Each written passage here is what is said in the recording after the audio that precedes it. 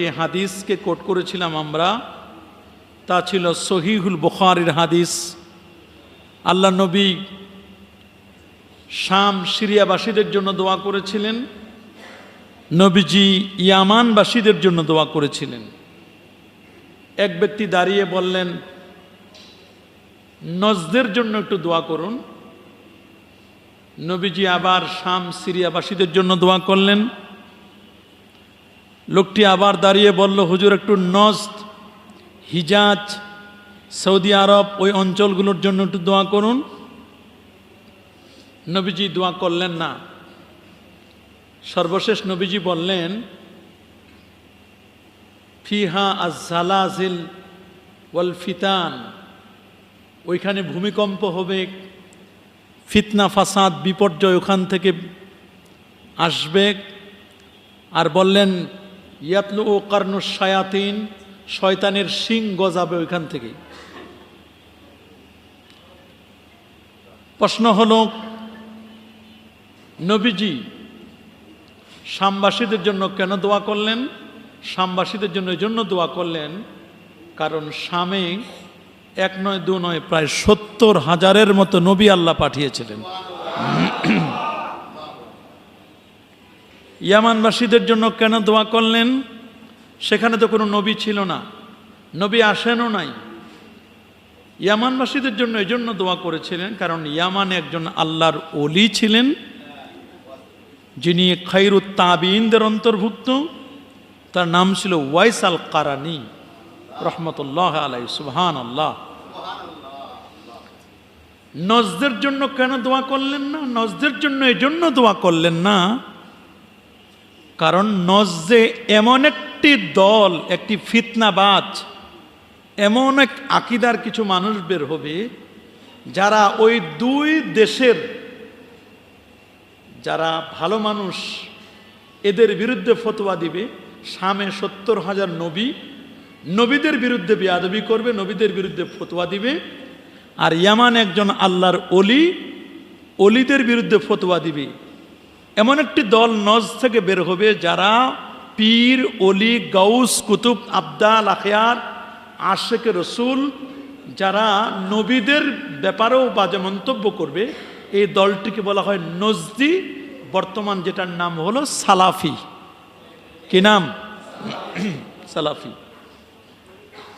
তো অনেকে সালাফি ট্যাবলেট খেয়েছে, অনেকে সালাফি ক্যাপসুল খেয়েছে, অনেকে সালাফি মানে এমন হায়ার অ্যান্টিবায়োটিক নিয়েছেন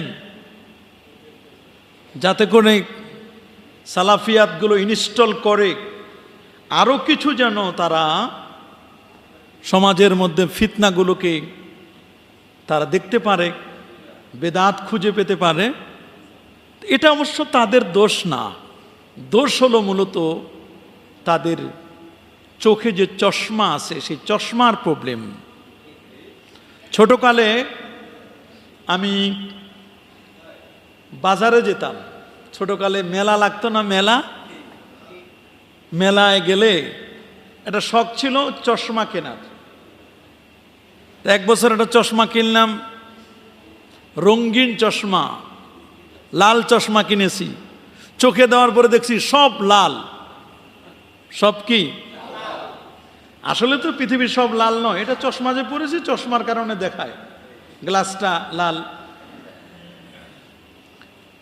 পরের বছর একটা চশমা কিনলাম হলুদ, চোখে দেওয়ার পরে দেখি সব হলুদ হয়ে গেছে। তাতে বুঝলাম সমস্যা পৃথিবীর না, সমস্যা আমার চোখেরও না, সমস্যা হলো চোখের ভিতরে যে গ্লাস আছে, কালারিং গ্লাসের কারণে। কালারিং গ্লাসটা যেমন হবে পৃথিবী দেখাবে ওই রকম। চোখের চশমাটা আপনার যেমন হবে ওই রকম আপনি মনে করবেন। আপনি যদি সালাফিদের চশমা লাগান, নজদিদের চশমা লাগান, তখন আপনার চোখে নবীর প্রেম, নবীর মাহাব্বত, নবীর ভালোবাসা, আউলিয়া কেরামের মাহাব্বত, আউলিয়া কেরামের ভালোবাসা এই চোখে ধরা পড়বে না। যেটাই দেখবেন বেদাত। বলেন, যেটাই দেখবেন। সামনে তো বেদাত বলার আরো বিরাট একটা সুযোগ আসছে। এটা তো সফর মাস, আজকে শেষ দিন। আগামীকাল থেকে শুরু হচ্ছে পবিত্র রবিউল আউয়াল মাস, আল্লাহর হাবিবের জন্মের বিলাদাতের মাস। আলহামদুলিল্লাহ, খুব বারাকাতপূর্ণ মাসটি শুরু হতে যাচ্ছে, যার শেষ দিনটি হচ্ছে পবিত্র জুমাবার। এটা নিয়ে দেখবেন বাংলাদেশে কত ফতোয়াবাজি চলবে।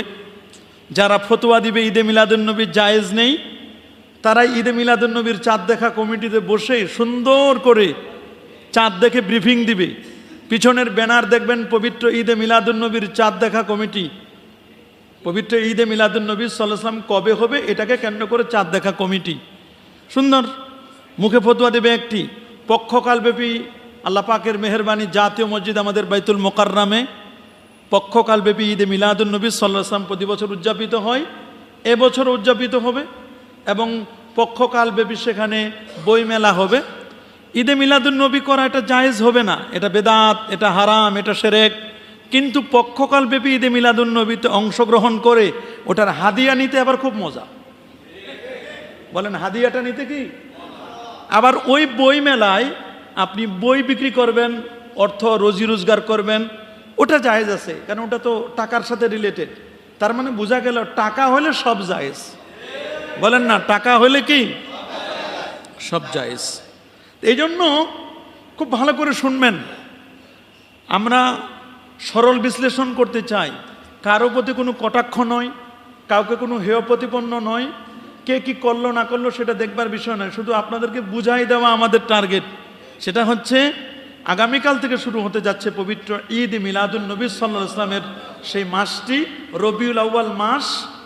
এটা আমরা কি করব, আমাদের কি করণীয়, এই বিষয়গুলো আমরা ইনশাআল্লাহ আজকে কিছুটা হলেও জানবো। ধারাবাহিকভাবে আমাদের প্রোগ্রাম চলবে ইনশাআল্লাহ। আপনারা শুনলে খুশি হবেন, পবিত্র ঈদ মিলাদুন্নবী সাল্লাল্লাহু আলাইহি ওয়াসাল্লাম এটি কোরআন, সুন্নাহ, সাহাবায়ে কেরামের জীবন আচরণ এবং যুগ যুগ ধরে বিশ্ববরেণ্য ওলামায়ে কেরামের দ্বারা চর্চিত একটি আমাল। এটি এমন কিছু নয় যেটি আমরা কোথা থেকে আমদানি করেছি, আমরা কোথা থেকে আমদানি করি নাই। এটি নতুন কোনো বিষয় নয়, এটি প্রায় 1000 বছর ধরে এটি চলমান, এই প্রক্রিয়াটি চলছে, এটি চর্চা হচ্ছে। ইদানিং এই আমলকে নিয়ে বিভিন্ন খোরা যুক্তি দিয়ে এটিকে বিদআত, এটিকে হারাম, এমনকি শিরক বলে এখানে অপপ্রচার চালানো হচ্ছে, মানুষদেরকে ভুল বোঝানো হচ্ছে।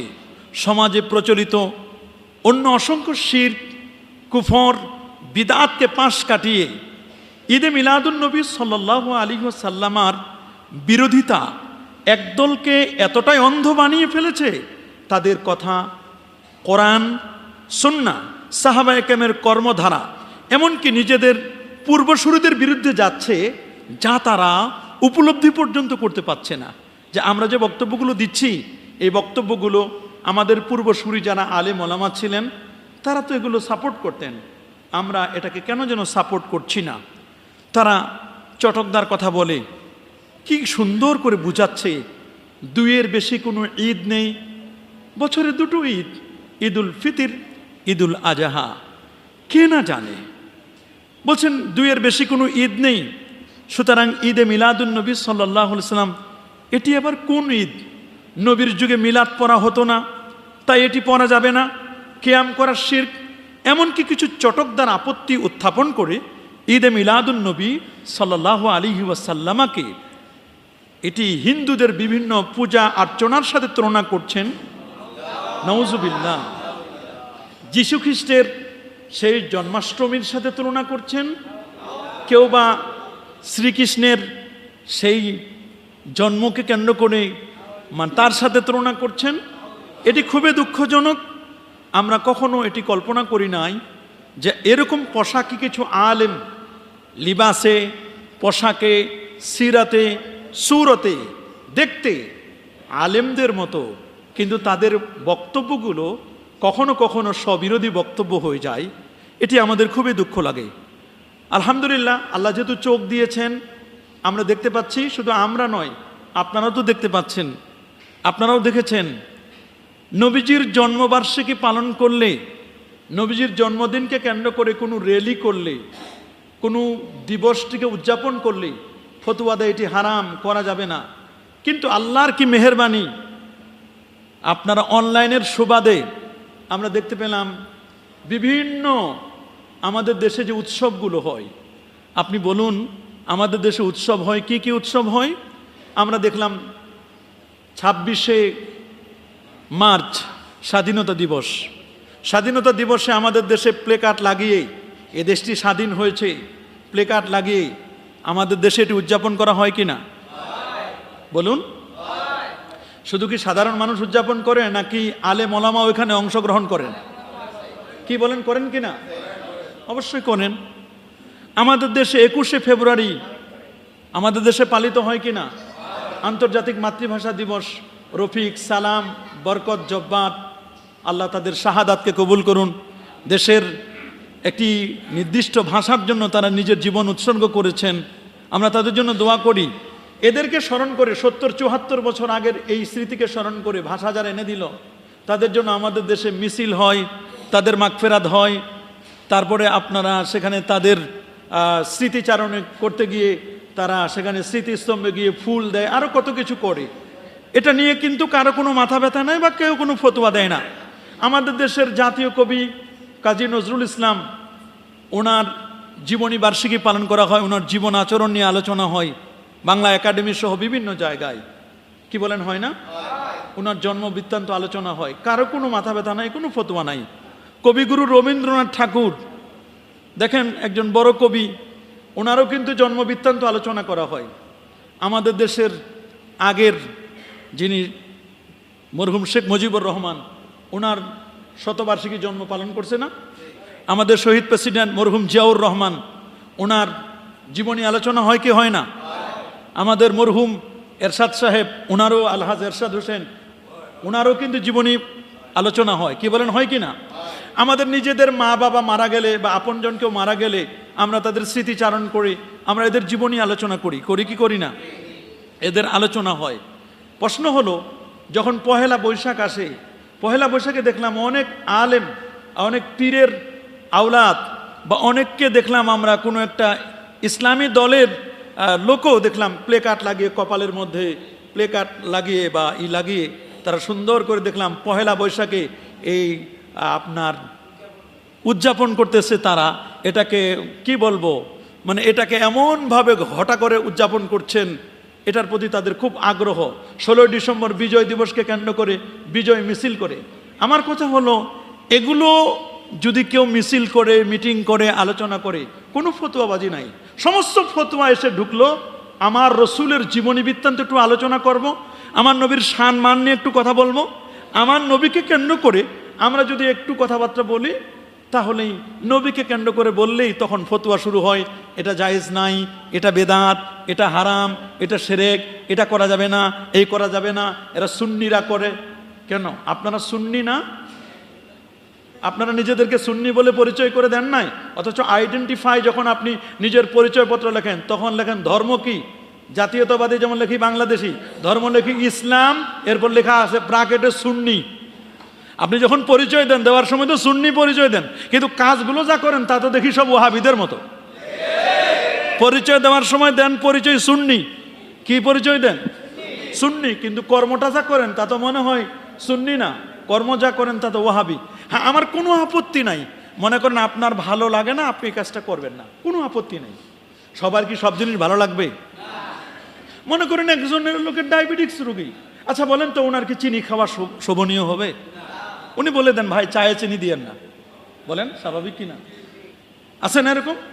আবার যেই লোকটার হাই প্রেশার, কিডনি প্রবলেম, এরকম অনেক সমস্যা, উনি ডাল খান না, তারপর উনি গরুর গোস্ত খান না, রেড মিট এগুলো খান না, খাসির গোস্ত খান না, হাঁসের গোস্ত খান না, এরকম ওনার সমস্যা, ওনার হাই প্রেশার। তো এখন ওটা ওনার প্রবলেম। কেউ তিতা খান না, কেউ মিষ্টি পছন্দ করেন, কেউ ঝাল পছন্দ করেন, কেউ টক পছন্দ করেন, সমস্যা নাই। কিন্তু কেউ কি কখনো বলেন যে না গরু জবাই করা যাবে না, গরু খাওয়া যাবে না, আমার তো হাই প্রেশার, আপনারা কেউ গরু গোস্ত খাইতে পারবেন না, এটা কি বলা যাবে? একজন মানুষের মনে করেন ডায়াবেটিক্স রোগী, উনি চিনি খান না, চিনি আপনি খান না ঠিক আছে, কিন্তু চিনি তো দেশে চলে, এতগুলো যে মিষ্টি বানাই, বলে হুজুর এত মানুষের ডায়াবেটিক্স, কিন্তু মিষ্টির দোকানে তো মিষ্টি থাকে না। কথা বলেন না, মিষ্টির দোকানে কি মিষ্টি মিষ্টি কিন্তু থাকে না, এগুলো যায় কোথায়? কারা খায় হুজুর? অবশ্যই মিষ্টি তাহলে খাওয়ার মানুষ আছে।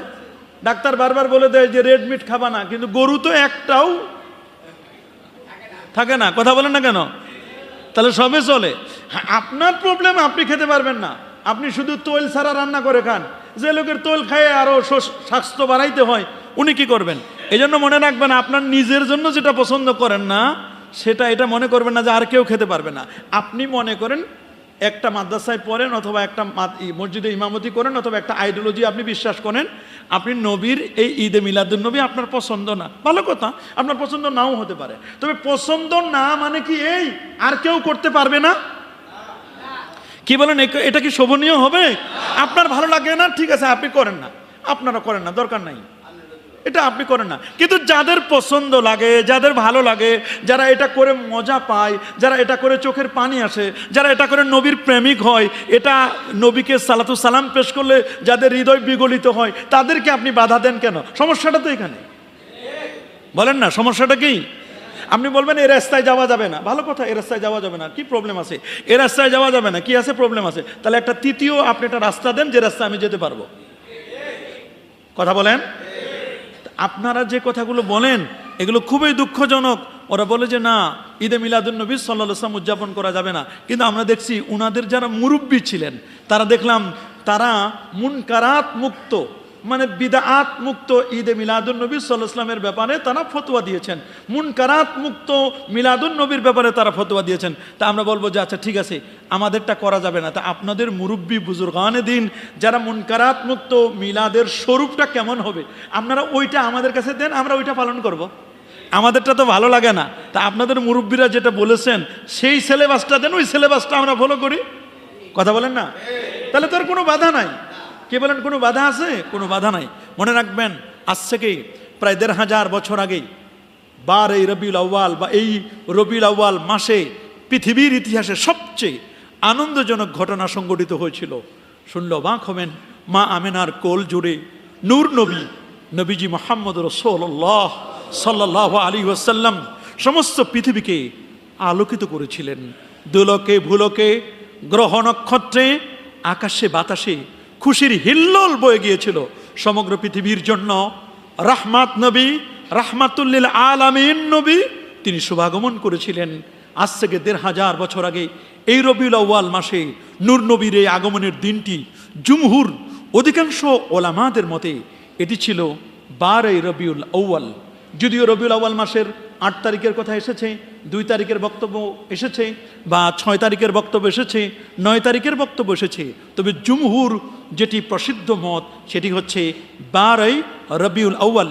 এই ব্যাপারে ইমাম আবু হাতিম রহমতুল্লাহ আলাই তিনি তার বিখ্যাত কিতাব, ইমাম আবু হাতিম মুহাম্মদ ইবনু হিব্বান, তার লিখিত বিখ্যাত কিতাব সিকাতের মধ্যে তিনি উল্লেখ করেছেন, উলিদান নাবিয়্যু সাল্লাল্লাহু আলাইহি ওয়াসাল্লাম আমাল ফিল ইয়াউমাল ইসনাইন লি ইসনাতাই আশারাতা লাইলাতান খাল্লাত মিন শাহর রবিউল আউয়াল ফিল ইয়াউমিল্লাযী বাআসাল্লাহু তায়রান আবাবিল আলা আসহাবিল ফিল।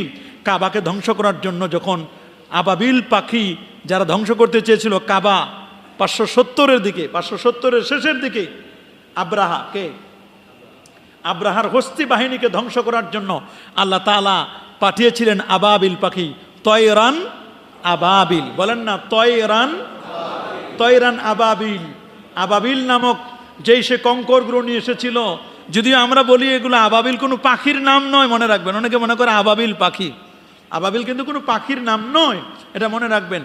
সেই আল্লাহ পাক রব্বুল আলামিন সে শক্তি দেখিয়েছিল। যদিও এখন অনেক আলেম বলেন আমরা আমাদের মাদ্রাসাগুলো তৈরি করছি, এখান থেকে আবাবিল বাইর হবে। আমি মনে করি মাদ্রাসা থেকে আবাবিল বাইর করার জন্য মাদ্রাসা করবেন না, বের করবেন মাদ্রাসা থেকে হক্কানি আলেম। আবাবিল বাইর করবেন না, যেখানে আলেমদের বদনাম হয়, আলেমরা লাঠি নিয়ে দৌড় মারে, দেখেন না, লাঠি নিয়ে পিটাইতে যায়। এটা কি আলেমদের স্বভাব? দাও কাস্তে কুড়াল নিয়ে পিটাতে যাবে, এটা আলেমদের স্বভাব নয়। কি বলেন, এগুলো কি আলেমদের স্বভাব? ইসলামের শিক্ষা এটা নয়। ইসলামের মেসেজ হচ্ছে শান্তির মেসেজ। একজন আলেমের কাছে এসে মানুষ শান্তি পাবে। কি পাবে? একজন আলেমের কাছে এসে মানুষ সে তার মনের দুঃখ আপদ বিপদের কথা বলতে পারবে। কিন্তু আলেম যদি হয় জালেম, আলেম যদি হয় আযাবুন আলিম, কষ্টের কারণ, তাহলে মানুষ দুঃখের কথা, আপদ বিপদের কথা কার কাছে এসে শেয়ার করবে? আর তো ভালো মানুষ পাওয়া যাবে না। এই জন্য বক্তব্যে এই কথা বলবেন না যে আমি আমার মাদ্রাসা থেকে আবাবিল তৈরি করব। আবাবিল তৈরি করবেন এই নিয়তে বলবেন না। আপনি বলবেন আমার মাদ্রাসা থেকে হক্কানি আলেম তৈরি করব, জাতির খেদমত করবে, মানুষের কল্যাণে তারা নিজেদেরকে নিবেদিত প্রাণ হিসেবে কাজ করবে। যদি আবাবিল তৈরি করেন তাহলে তো লাঠি নিয়ে দৌড়াবে এরা। দেখেন না, নিজের পজিশনকে গ্রো করার জন্য, পজিশন দখলের জন্য টঙ্গীর ময়দানে মারামারি হয় নাই? বলেন না,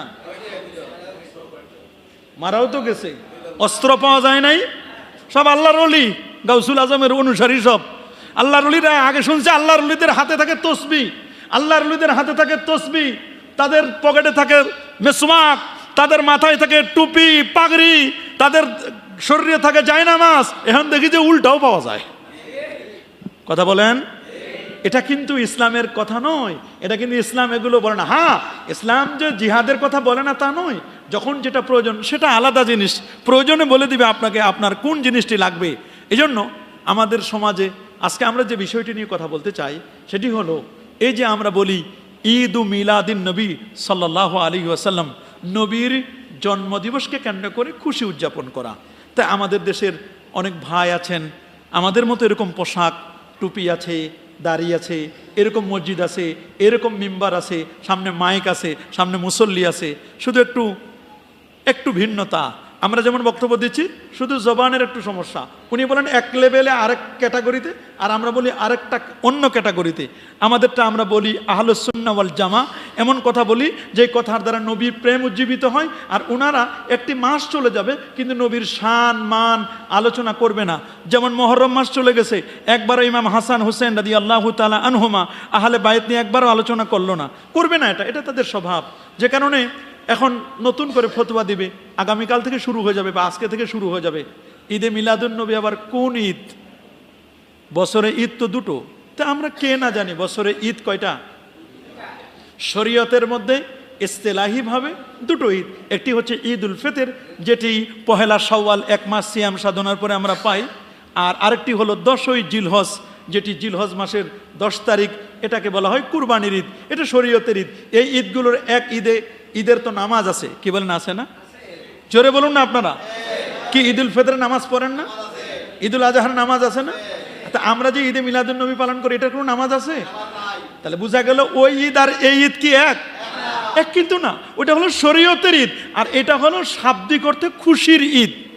বলেন না, শাব্দিক অর্থে আমরা খুশি হই। ঈদ মানে খুশি, বলেন না, ঈদ মানে কি? আনন্দ, খুশি, আনন্দ খুশি। আল্লাহ ঈদুস সুরুর, যে আনন্দটা বারবার আসে, বলেন না, যে আনন্দটা কি বারবার ফিরে আসে। তো এই 12ই রবিউল আউয়াল মাসটা বারবার ফিরে আসে না? এই যে বারবার রবিউল আউয়াল মাসটা ফিরে আসে, এতে আমরা খুশি হই না? তো এই খুশিটা, এটা শাব্দিক অর্থে খুশি। একজনের ছেলে গোল্ডেন এ প্লাস পেয়েছে, খুশিতে মিষ্টি মুখ করায় না? একজনের মেয়ে গোল্ডেন এ প্লাস পেয়েছে, খুশিতে পরিবেশ পরিজন খুব খোঁজখবর নিয়ে দেখলেন আত্মীয় স্বজনদের মধ্যে মিষ্টি বিতরণ হয় না? তো এটা খুশি কি? এখন এটা তো আরবিতে খুশি মানে ঈদ, আরবিতে খুশি মানে কি? এখন কি বলবেন যে না, এই খুশিটা পালন করা যাবে না? এরকম কত ঈদ তো আছে। তাহলে ওই ঈদ আর এই ঈদ কি এক? আচ্ছা আপনারা বলেন তো, ওই ঈদের তাকবীর আছে না? 6 তাকবীরে আমরা ঈদের নামাজ পড়ি না? কয় তাকবীরে? 6 তাকবীরে আমরা ঈদের নামাজ পড়ি। আমরা কি 12ই রবিউল আউয়াল যে ঈদে মিলাদুন নবী, এটার কোনো তাকবীর আছে?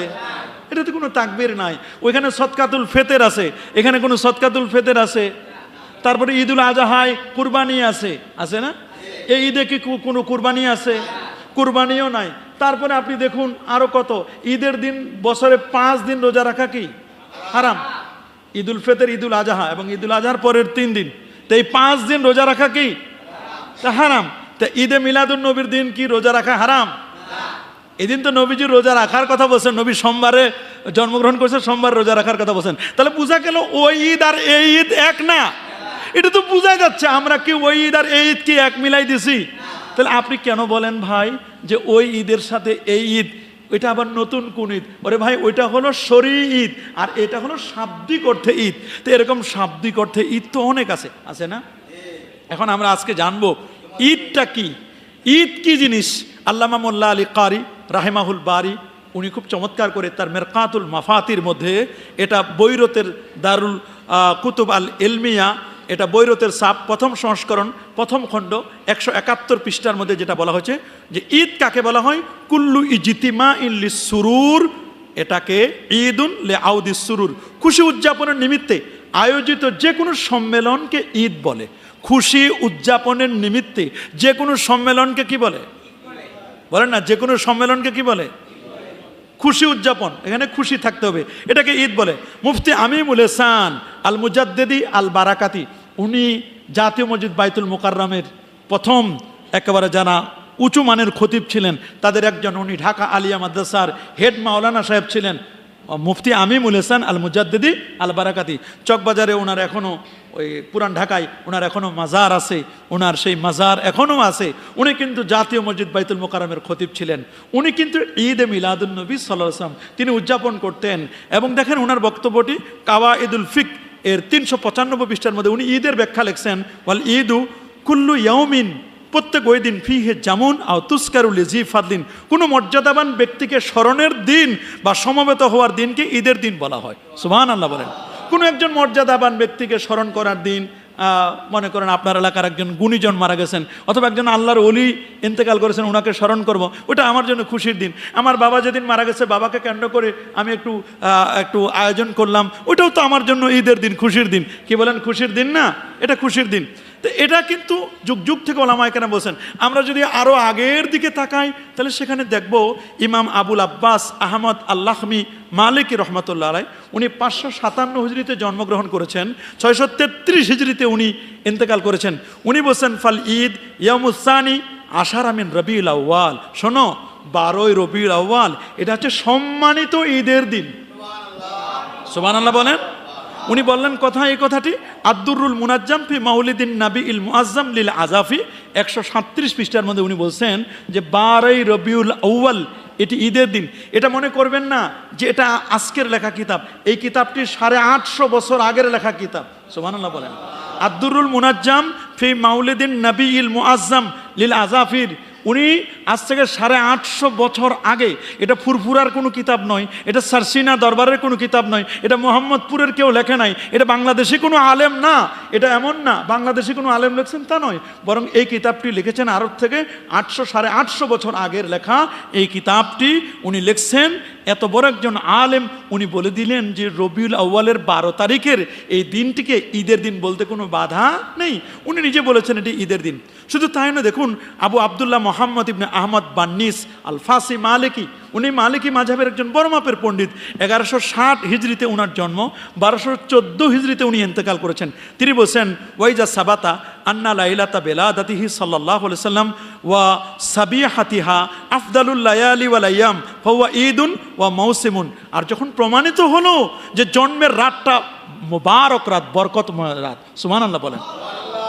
ইমাম শিহাবুদ্দিন কাস্তাল্লানি রহমতুল্লাহ আলাই তার আল মাওয়াহিবুল লাদুন্নিয়ার মধ্যে উনি খুব চমৎকার করে বলছেন যে আমার নবীজি যেই রাতটিতে জন্ম নিয়েছেন এই রাতটি এত বারাকাতপূর্ণ, উনি বলছেন এই রাতটি লাইলাতুল কদরের চেয়েও তা দামি। আল্লাহু আকবার বলেন। উনি বলছেন আমার রসুল যে রাতটিতে জন্ম নিয়েছেন ওই রাতটি এটা আফদালু মিন লাইলাতুল কদর, বলছেন এটি লাইলাতুল কদরের চেয়েও দামি। জিজ্ঞেস করা হলো যে কেন? লাইলাতুল কদরে তো কোরআন মাজিদ নাজিল হয়েছে, ইন্না আনসালনাহু ফি লাইলাতুল কদর, লাইলাতুল কদরি খায়রুম মিন আলফি শাহর, এটা 1000 মাসের চেয়ে উত্তম। কেন এখানে কোরআন মাজিদ নাজিল হয়েছে? বলে কোরআন আসছে কার জন্য?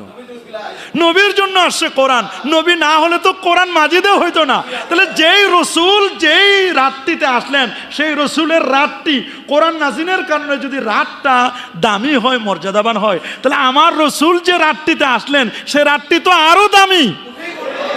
আল্লাহু আকবার বলেন। সেই রাতটি তো আরো দামি। আল ইলামের মধ্যে এই আলোচনাটি উনি এনেছেন। তাহলে এটা তো আমরা শুধু নয় ভাই আপনার ভালো লাগে না এই জন্য আপনি করবেন না, সেটা ভিন্ন জিনিস। কিন্তু কেউ যদি করতে চায়, তাদের কাছে যদি দলিল থাকে, তাহলে আপনি বাধা দেওয়ার কে আপনাকে অথরিটি দিয়েছে? আপনি বাধা দিবেন কে? যেখানে জাতীয়ভাবে সারা ওয়ার্ল্ড ওয়াইড মুসলিম কান্ট্রিগুলোতেই নবীর জন্মদিনকে কেন্দ্র করে, এই জিনিসটাকে কেন্দ্র করে এই দিন ছুটি ঘোষণা করা হয়। আমাদের দেশেও কিন্তু ব্যতিক্রম নয়। আমার জন্মের পর থেকে তো আমি দেখছি 12ই রবিউল আউয়াল এটা ছুটির দিন। 12ই রবিউল আউয়াল সরকারের ছুটির দিন, আপনারা পান নাই? আমরা পাচ্ছি না বর্তমানে। তাহলে এটা কিন্তু আমরা কিন্তু পাচ্ছি। কিন্তু তাহলে এটা একটা জাতীয় অনুষ্ঠান, এটা একটা জাতীয় সংস্কৃতি। এটা কথা বলেন না, এটা একটা জাতীয় প্রোগ্রাম, জাতীয় সংস্কৃতি। দেখুন আপনি, শুধু তাই নয়, আপনি শুনলে অবাক হবেন, ইমাম আবু আবদুল্লাহ মোহাম্মদ ইবনে ইব্রাহিম আব্বাত রুনুদি মালিকি, উনি 733 হিজরিতে তার জন্ম, 792 হিজরিতে উনি ইন্তেকাল করেছেন।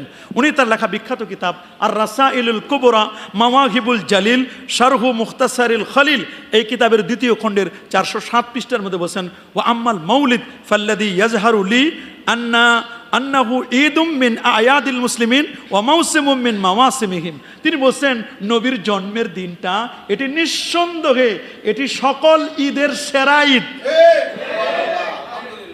সুবহানাল্লাহ বলেন। উনি বলছেন ঈদুম মিন আয়াদিল মুসলিমিন, মুসলমানদের যত ঈদ আছে সকল ঈদের সবচেয়ে শ্রেষ্ঠ ঈদ হলো আমার নবীর জন্মের ঈদ। তবে ওই ঈদগুলো হচ্ছে শরঈ ঈদ। আর যে ঈদের কথা বললেন এই খুশিটা হলো শাব্দিক অর্থে খুশি।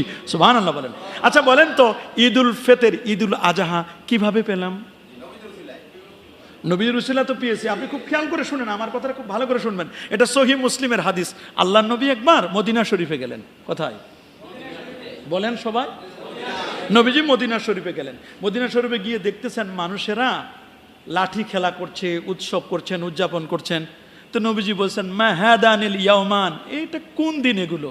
বলছে, হুজুর আমরা বছরের 2টা দিন আমরা একটু লাঠি খেলা করি, উৎসব করি। একটা ছিল নওরোজ, কি নাম? বছরের প্রথম দিনে। আরটা হচ্ছে মেহেরজান। এই 2টা দিবসকে তারা উৎসব হিসাবে পালন করতো ইহুদিরা। কারা? ইহুদি, খ্রিস্টান, বিধর্মীরা মদিনায় যারা ছিল তারা এটাকে পালন করতো। তা আল্লাহ নবী বলেন যে তোমাদের তো কোনো কিছু নাই, ওরা বছরের 2টা দিন উদযাপন করে, উৎসব করে, তা তোমাদের? আল্লাহ নবী বলেন তাহলে ঠিক আছে, আমি আল্লাহর পক্ষ থেকে তোমাদের ওই 2 দিনের পরিবর্তে আমিও তোমাদের জন্য 2টা দিন দিলাম। সুবহানাল্লাহ বলেন। আমিও ওই 2 দিনের পরিবর্তে তোমাদেরকে কি দিলাম? বলে হুজুর ওদের 2 দিন ছিল, তা আমাদের 2 দিন? বলে হ্যাঁ। বলে কোন কোন? নবী বলেছে একটা হলো ঈদুল ফিতর, 1 মাস সিয়াম সাধনার পরে, আরেকটা হলো ঈদুল আজহা। সুবহানাল্লাহ বলেন। আমাদের এই যে 2টা দিন আমরা পেলাম, ঈদের দিন, এটা পেলাম ওই ইহুদি, খ্রিস্টান, বিধর্মীরা পালন করত, ওইটা থেকে পরিবর্তন করে দিয়ে দিল। তা যারা বলেন যে না জন্মবার্ষিকী বা জন্মদিন এগুলো পালন করে খ্রিস্টানরা, তা আপনারাও খ্রিস্টানদের মতো পালন করবেন কেন? তাহলে যে জন্মাষ্টমীর সাথে তুলনা হয়ে যায়। আরে ভাই, খ্রিস্টানরা যে জন্মদিন পালন করে, ওরা মোমবাতি জ্বালায়, তারপর ঈসা আলাইহিস সালামকে আল্লাহর বেটা মনে করে, আল্লাহর ব্যাপারে বাজে মন্তব্য করে, ক্রিসমাস ডে কত কিছু বলে। আচ্ছা আমরা কি ওইরকম করি? আমরা যে ঈদে মিলাদুন্নবী পালন করি, আমরা কি ওইরকম করি? আপনারা দেখেন আমাদের প্রতি বছর এখানে ঈদে মিলাদুন্নবী পালন হয়। আমরা কি করি?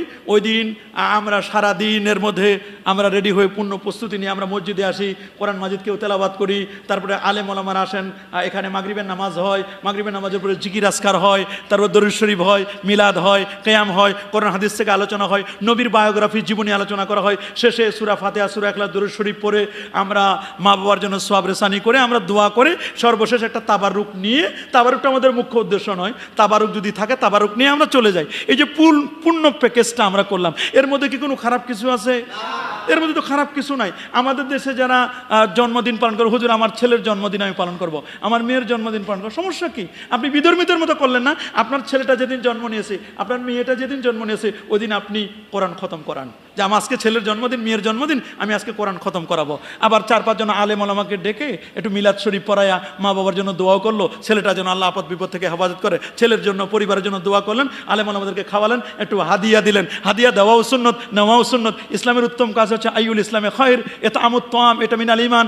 একজনকে একটু খাবার খাওয়ালেন, এটা ভালো কাজ। তো এই সিস্টেমে যদি আপনি কেক না কেটে, কেক খাওয়া তো জায়েজ ভাই, সবসময় তো কেক খান, হোটেলে গেলে কেক খান, চা খান, কেক খান, খালি সিস্টেমটা পরিবর্তন করে দেন। কেক কাটার সময় এরকম করে কাটার সময় হাতে তালিও দিলেন না, আর হ্যাপি বার্থডে টু এটাও বললেন না। না বললে তো হয়ে গেল, অন্যায় তো কিছু হলো না। আমি এটাকে ইসলামাইজড করলাম, সমস্যাটা কোথায় বলেন না? ওই 2টা যদি বিধর্মীদের থেকে ঈদুল ফিতর, ঈদুল আজহা আসতে পারে, বিধর্মীরা যে অন্যায় করতো, আমরা কি ঈদুল ফিতরের দিন ওরকম করি?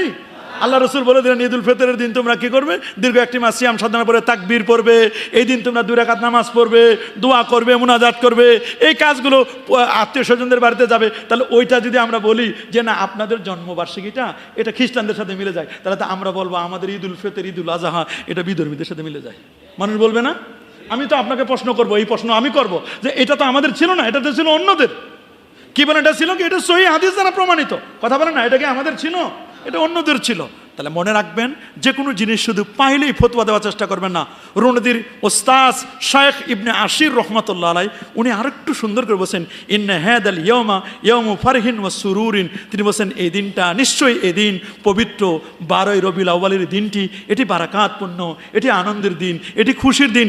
ইন্নাহু ইয়াউমু ঈদিন, নিশ্চয়ই 12ই রবিউল আউয়ালটা এটা ঈদের দিন।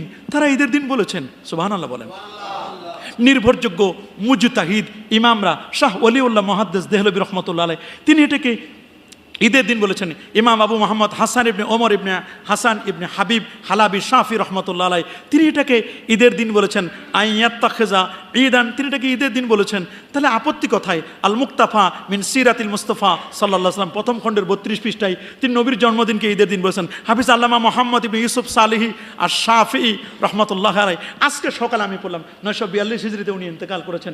উনার লেখা কিতাব সুবুলুল হুদা ওয়ার রাশাদ, এই কিতাবটি আমি মিশর থেকে আমার এক ছাত্রের দ্বারা আনাইছি। মিশর থেকে আমি কিতাবটা আজকে আনতে চেয়েছিলাম, সেই 12 খণ্ডের লেখা কিতাবটি। তা দেখলাম সেখানে সুন্দর করে, এত সুন্দর করে লেখা। আমি সকালবেলা পড়তে গিয়ে দেখলাম কি সুন্দর করে উনি লিখেছেন, বিশাল আলোচনা করেছেন। তিনি বলছেন, ইয়া মাউলিদ আল মুখতার আনতা রাবিউনা, আনতা রাবিউনা বিকা রাহা আল আরওয়াহু আল আজসাদ, ইয়া মাউলিদান ফাকাল মাউলিদা কুল্লাহা শারাকান ওয়াসাদা বি সাইয়্যিদিল আসিয়াত। তিনি সুন্দর করে বলছেন, এক পর্যায়ে তিনি বলছেন, ইয়া মাউলিদ আল মুখতার আনতা রাবিউনা বিকা রাহাতুন আরওয়াহি ওয়াল আসাদ, হে মনোনীত রসুল, শুভ জন্মলগ্নে তুমি তো আমাদের হৃদয়ের বসন্ত। সুবহানাল্লাহ, কবি সুন্দর করে বলছেন, তুমি তো আমাদের হৃদয়ের বসন্ত, তোমার আগমনে আত্মাসমূহ এবং দেহ লাভ করেছে পরম প্রশান্তি। তোমার আগমনকে কেন্দ্র করে আত্মাগুলো পরম প্রশান্তি লাভ করেছে। ওয়া ইয়া মাউলিদান ফাকাল মাওয়ালিদা কুল্লাহা শারাকান শারাফান ওয়াসাদা বে সৈয়দিল আসিয়াদ, হে এমন এক জন্ম মুহূর্ত তোমার যা মর্যাদা অনন্য সকল জন্মকে অতিক্রম করেছে, যা শ্রেষ্ঠদের শ্রেষ্ঠ সৈয়দুল মুরসালিনের বরকতে চরম পদের অধিকারী হয়েছে। সর্বশেষ উনি যে বক্তব্যটি দিয়েছেন সুন্দর করে উনি বলছেন, ফি কুল্লে আমিন লিল কুলুবে মাসাররাতুন বিসামাইন মা নারভিহে ফিল মিলাদ। তিনি বলছেন, প্রতি বছর আমাদের হৃদয়ে বিরাজ করে অনাবিল আনন্দ তৃপ্তি পবিত্র মিলাদ বা জন্মবৃত্তান্তে আমরা যার বর্ণনা এবং শ্রবণ করি তার মাধ্যমে। এবং এই দিনটি উনি বলেছেন এটি ঈদুন, এটি একটি ঈদের দিন। সুবহানাল্লাহ, লা যালা নূরুকা ফিল বারিয়াতে সাতিয়ান ইয়াতাদু ফি জাশহারে কাল আয়াত। সৃষ্টি জগতে তোমার নূর সর্বদা যেন এভাবেই উজ্জ্বল ও প্রদীপ্ত থাকে, আর এ মাসে বারবার ফিরে আসে ঈদের ন্যায় আনন্দের বার্তা নিয়ে। উনি বলেছেন এটি ঈদের দিন। সুবহানাল্লাহ বলেন। ইমাম মুহাম্মদ ইবনে ওমর হাদরামি শাফি 930 হিজরিতে উনি ইন্তেকাল করেছেন। তিনি বলেছেন, ফা হাকিকু বিয়াউমিন কানা ফিহি উজুদুল মুস্তাফা সাল্লাল্লাহু আলাইহি ওয়াসাল্লাম আইয়াত্তাখিজা ঈদান।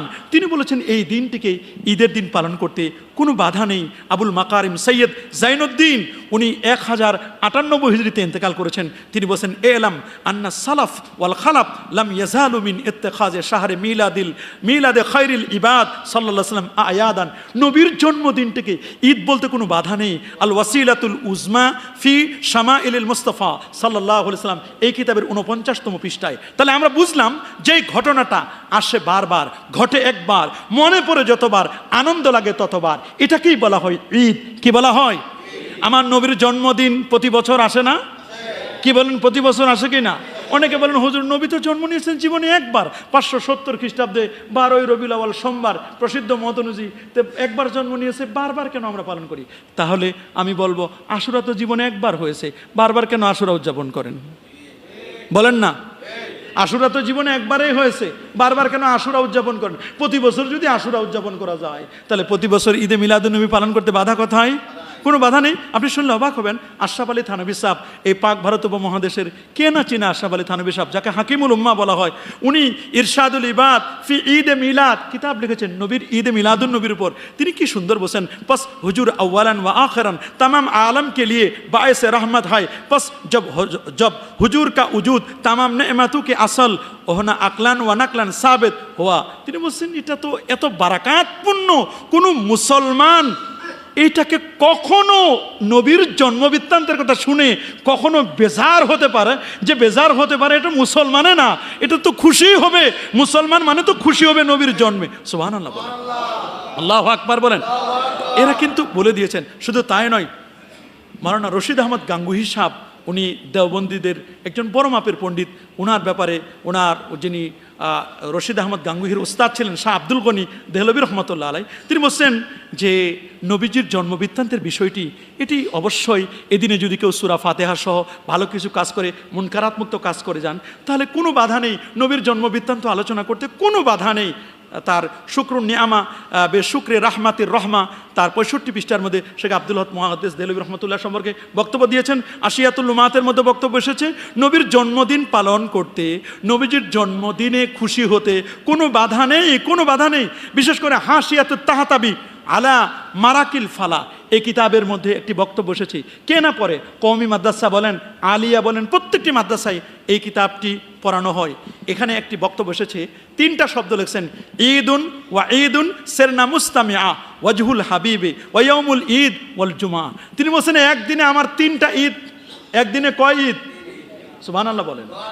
আমি তো বক্তব্যগুলো দিচ্ছি, অনলাইনে যাচ্ছে, রেকর্ড হচ্ছে, আপনারাও রেকর্ড করে নেন। আপনাদের বাসায় তো কিতাব আছে, খুলে দেখবেন।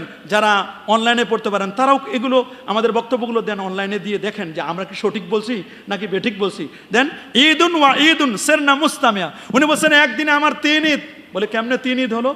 বলে ঈদুল ফিতরের দিন আমার বন্ধু এসেছে। সুবহানাল্লাহ বলেন। ঈদুল ফিতরের দিন কি এসেছে? বন্ধু এসেছে। ওইটা দিন ছিল জুমার দিন। বলে ঈদুল ফিতরের দিনে এক ঈদ, এটা শরীয়তের ঈদ, সুন্দর, এটা তো খুশির দিন, আলহামদুলিল্লাহ ঈদ। বলছে ওইটা আমার বন্ধু এসেছে, আমার বন্ধুর আগমনকে কেন্দ্র করে আমার খুশি। এটা আরেক ঈদ। 2 জন বন্ধু মিলে ঈদের নামাজ পড়ে আবার জুমার নামাজ পড়তে এলাম, জুমা তো ঈদের দিন, এ আরেক ঈদ। ওইখানে লেখা আছে হাসিয়াতুত তাহতাবি আলা মারাকিল ফালার মধ্যে, ঈদুন ওয়া ঈদুন সিরনা মুস্তামিআ ওয়াজহুল হাবিবে ওয়া ইয়াউমুল ঈদ ওয়াল জুমআ। কি সুন্দর করে বলছেন, ঈদুন ওয়া ঈদুন। এটা শরিয়াতের ঈদ, এটা হচ্ছে কি, আর এটা হলো কি আবিধানিক অর্থে ঈদ। আবার ঈদ মানে দিবস, যেমন আমরা বলি ইন্ডিপেন্ডেন্ট ডে, এটাকে বলা হয় ইয়াউমুল ইস্তিকলাল, এটা ইয়াউমুল হুররিয়া, স্বাধীনতা দিবস। ইয়াউমুল আব, বাবা দিবস, ফাদার্স ডে। ইয়াউমুল মাদার্স ডে, মা দিবস।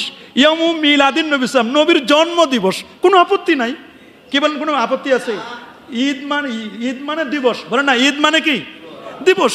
ঈদ মানে দিবস। এই বক্তব্যগুলো দিয়েছেন ইমাম সাখাবি 902 হিজরিতে যিনি ইন্তেকাল করেছেন, হাফেজ কাস্তাল্লানি 923 হিজরিতে যিনি ইন্তেকাল করেছেন, ইমাম বাহারাক হাদরামি সহ শেখ আব্দুল হক মুহাদ্দিস দেহলভী রহমতুল্লাহ আলাই। এদের বক্তব্য যে এরকম ঈদ বলতে কোনো বাধা নেই। বলে না, এরকম ঈদ বলতে কোনো বাধা আছে? আমরা তো দেখি কোনো রকমের কোনো বাধা আমরা খুঁজে পাই না। কিন্তু দুঃখ লাগে, আমাদের আপত্তি হয় এখানে আমাদের যে সমস্ত ভাইরা এটাকে বলেন যে না, এটার কোনো অস্তিত্ব নাই, এগুলো পাওয়া যায় না, এগুলো তারা বিশ্বাস করতে চায় না। নবী পাক সাল্লাল্লাহু আলাইহি ওয়াসাল্লামের এই জন্মদিনকে যদি আমরা কেউ ঈদ বলতে চাই, এটাকে তারা বলেন যে না, এটা জায়েজ নাই, এটা আপনারা কেউ করবেন না। কিন্তু আমরা যদি দেখি আমাদের যারা ওলামায়ে দেওবন্দ তাদেরকে শ্রদ্ধার সাথে রেখে আমরা একটু বলতে চাই, মাওলানা জাকারিয়া কান্দলভী রহমতুল্লাহ আলাইহি, উনি ছিলেন সারসিনা শরীফের পীর মরহুম শাহ সুফি আবু জাফর মোহাম্মদ সালেহ রহমতুল্লাহ আলাইহির ওস্তাদ ছিলেন। উনি ফাজাইলে আমল কিতাবটি লিখেছেন। তাবলিগ জামাতের ভাইয়েরা যে কিতাবটি পড়েন, যদিও ওনারা ওনাদের কিতাব মনে করেন, কিন্তু আসলে কিতাবটা উনি ফাজাইলের উপর লিখেছেন। উনি লিখেছেন তিনি দারুল দেওবন্দ মাদ্রাসার কাটানো প্রতিটি দিনকে তিনি ঈদের দিন বলেছেন। সুবহানাল্লাহ বলেন। উনি বলছেন আমার প্রতিটি দিন, এটাকে উনি ঈদের দিন মনে করেছেন। উনি বলেছেন আমি দারুল দেওবন্দে হযরত গাঙ্গুহির যুগে দেখেছি, সেখানে প্রতিদিন ঈদ ছিল। কখনো সাহারানপুরে আগমন হতো, কখনো শাইখুল হিন্দের আগমন হতো। হযরত সাহারানপুরি की आमद होती, कभी हज़रत शाइखुल हिंद की और कभी हज़रत मैदानी की तशरीफ और होती, খোদা জিয়ারত করতি, তিনি বলছেন খুদ্দাম জিয়ারত করতি, খাদেম খুদ্দাম যারা তারা সেদিন জিয়ারত করতো। উনি বলছেন এগুলো জিয়ারত করার পরে আমি বলছেন ওনার বক্তব্যটি সেটি হচ্ছে সোহবতে আউলিয়া 132 পৃষ্ঠা, এইচ.এম. সাঈদ কোম্পানি করাচি প্রকাশী থেকে প্রকাশিত। তিনি বলছেন এই কিতাবের মধ্যে যে যেই দিন দারুল উলুম দেওবন্দে বড় বড় শায়েখরা আসতো ওই দিনটাকে আমরা ঈদের দিন মনে করতাম। আল্লামা তাকি উসমানী হাফেজাহুল্লাহ, যিনি পাকিস্তানের চিফ জাস্টিস, একজন বড় মাপের আলেম, তিনি ওনার লিখিত ওনাদের একটি কিতাব নুকুশে রফতগা, এটা 31তম পৃষ্ঠার মধ্যে মাকতাবে মারিফুল কোরআন করাচি থেকে প্রকাশিত। তিনি বলছেন হামারে লিয়ে উসসে, তিনি বলছেন আমাদের কাছে এর চেয়ে বড় কোনো দিন হতে পারে না। আমার ভাই, বড় ভাই, যেদিন আমাদের বড় ভাই করাচিতে চলে আসছেন, এই করাচিতে আসেন হামারে বরহে ভাই করাচি আ জাতি, আমাদের বড় ভাই যেদিন করাচিতে আসতো ওই দিনটাকে আমরা ঈদের দিন মনে করতাম। সুবহান আল্লাহ, সুবহান আল্লাহ।